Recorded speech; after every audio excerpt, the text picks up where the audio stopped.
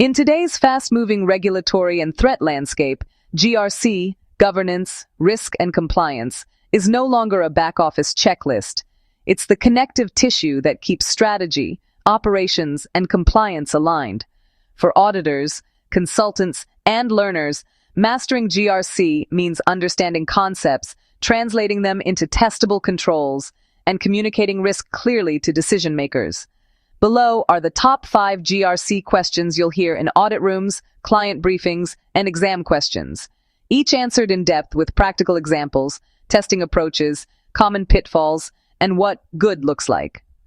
What exactly is GRC, and how do the components map to frameworks and audit work? GRC is an integrated approach that combines 3 interrelated disciplines: governance, how authority, decision-making, policies, and accountability are structured. This includes board oversight, organizational structure, roles and responsibilities, policies, and tone at the top. Risk, the process of identifying, assessing, treating, monitoring, and reporting risks that could prevent the organization from achieving objectives. Compliance, ensuring operations and behavior meet laws, regulations, standards, and internal policies. Mapping to frameworks, auditors should be comfortable linking GRC components to established frameworks. For example, COSO focuses on internal controls and enterprise risk management, COBIT maps well to IT governance and control objectives, and ISO 31000, ISO 27001 support risk and information security management, respectively. In fieldwork, use these frameworks as a checklist to validate completeness and maturity, e.g., confirm governance has defined roles, board and committees, risk management has formal risk appetite and assessment processes, and compliance has inventoried applicable laws and mapped controls. Audit approach, start at governance, board minutes, committee charters, then risk registers, heat maps, then compliance, regulatory mapping, compliance testing. Evidence flows top-down, strategic objectives, risk assessment, control design, operating effectiveness testing, reporting. The value to auditors is twofold. Validate whether the GRC ecosystem is designed appropriately and whether it operates effectively. Common pitfalls, siloed risk activities, lack of updates to risk registers, missing linkage between risk appetite and control thresholds, and undocumented governance decisions. What good looks like: an enterprise risk register linked to strategic objectives, documented risk appetite approved by the board, policy lifecycle management, and regular management reporting with KPIs and exceptions tracked to closure. How do you assess risk appetite and perform a meaningful enterprise risk assessment, ERA? Risk appetite is the level and type of risk an organization is willing to accept in pursuit of objectives. It's not a single number. It's contextual, by line of business, geography, product, expressed qualitatively and quantitatively, and approved by the board. Steps to assess and audit ERA. Understand objectives. Start with strategic, financial, operational, and compliance objectives. Risks should map to objectives. Identify risks. Use workshops, interviews, historical incidents, regulation scanning, and data analytics. Capture the inherent risk before controls. Assess likelihood and impact. Adopt consistent scales, e.g. 1 to 5, and provide guidance for what each level means. Use data where possible, loss events, near misses.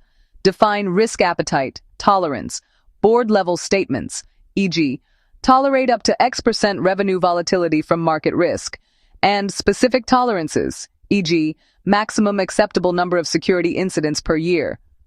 Evaluate controls. Move to residual risk after considering existing controls. Assess control design and operating effectiveness.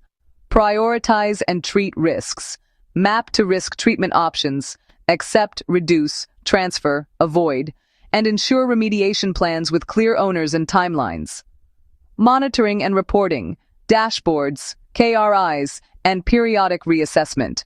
Audit evidence to request, risk appetite framework, board approvals, risk register snapshots over time, workshop notes, KRI definitions and thresholds, loss event logs, remediation trackers, and minutes showing escalation and decisioning. Testing techniques, walkthroughs of risk workshops, sample testing of risk scoring, recalculate 10-20 risk entries, reconciliation of incidents to risk register, and validation that high residual risks have action plans and owners. Pitfalls, vague appetite statements that don't guide operations, inconsistent scoring between business units, and lack of escalation for material risks. What good looks like? A mature ERA ties to decision-making, investments, insurance, controls spending, and risk appetite drives actions, e.g., leads to hedging, additional controls, or reduced exposure. How should controls be designed across GRC, and how do auditors test them? GRC controls span preventive, detective, and corrective mechanisms across people, process, and technology. Examples: policy approvals, governance, access provisioning reviews, risk and ITGC, compliance monitoring routines, compliance, third-party due diligence, vendor risk management, and breach response plans, incident management. Control design principles. Controls should map to specific risk statements or compliance requirements. There should be clear owners, frequency, defined control steps, and success-failure criteria. Controls must be observable and evidenceable. Auditor testing approach, design assessment, review control documentation, owner interviews and walkthroughs. Verify the control would, if operating, mitigate the stated risk. Operating effectiveness. For a sample period, collect evidence, logs, approvals, reconciliations. For manual controls, inspect supporting documents and reperform control steps. For automated controls, obtain system-generated logs and screenshots or run queries. Sampling. Choose risk-based sampling. For transactional controls, statistical or judgmental sampling can be used depending on population. For IT controls, consider configuration settings and change logs. Exception follow-up. Confirm management investigated exceptions and remediated root causes. Look for trend analysis, not just single fixes. Sample control test cases. Access management. Verify that access provisioning requests include approval, are logged, and that recertification occurred according to schedule for a sample of privileged accounts. Policy management. Confirm policies were approved by the governance body, published, and training completion rates meet targets. Monitoring. Validate that compliance monitoring checks ran, reports, alerts, and that issues were escalated per policy. Common issues to look for: reliance on compensating controls without evidence, undocumented manual steps, lack of change management for automated controls, and control fatigue. Too many low-value controls. What good looks like: controls that are automated where feasible, full audit trails, periodic attestations, root cause tracking, and management KPIs tied to control performance. How do you manage and audit third-party, vendor risk and regulatory compliance across suppliers? Third-party risk is often the weakest link.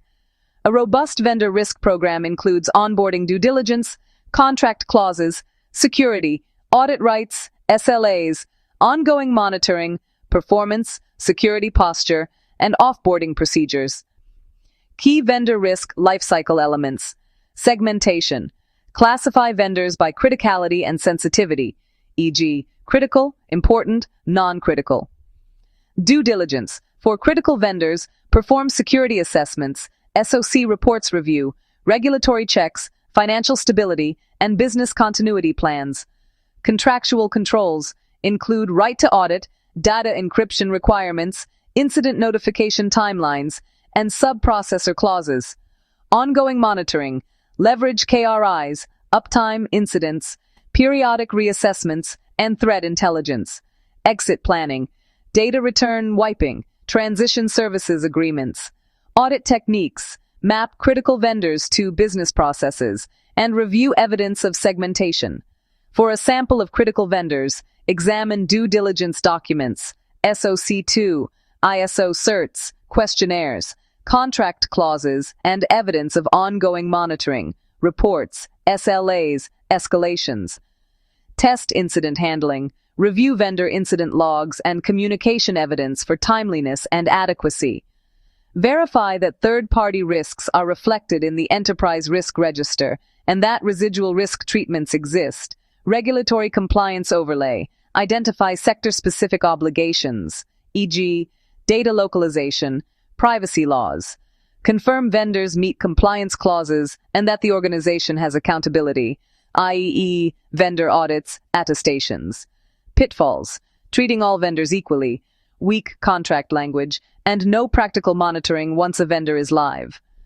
What good looks like. Risk-tiered approach with deeper controls and audits for critical vendors, contractual rights enforced, and dynamic monitoring, not a one-time checklist. How do you measure GRC effectiveness and report it to executives and the board? Measurement is where GRC proves value.